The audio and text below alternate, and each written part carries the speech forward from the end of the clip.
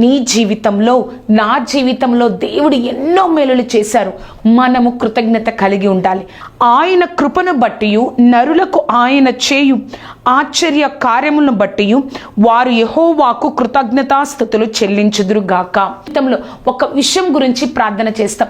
అయ్యో, నేను ఈ యొక్క లోకంలో దేవుణ్ణి తెలుసుకొని ఉన్నాను, దేవుని కోసమే నిలబడుతున్నాను, దేవుడే నా ఆధారమని అందరికీ చెప్తున్నాను, పరిచర్యలో ఉన్నాను, దేవుడి కోసం ఎంతగానో నాకు నేను సమర్పించుకుంటున్నాను, నేను దేవుడి కోసం దేవుడు చూస్తున్నాడన్న భయంతో నిత్యము భయము కలిగి జీవిస్తున్నాను. కానీ నా జీవితంలో నేను ఏదైతే ప్రార్థిస్తున్నానో ఆ యొక్క కార్యం నా జీవితంలో జరగట్లేదే అని అనుకుంటున్నావా?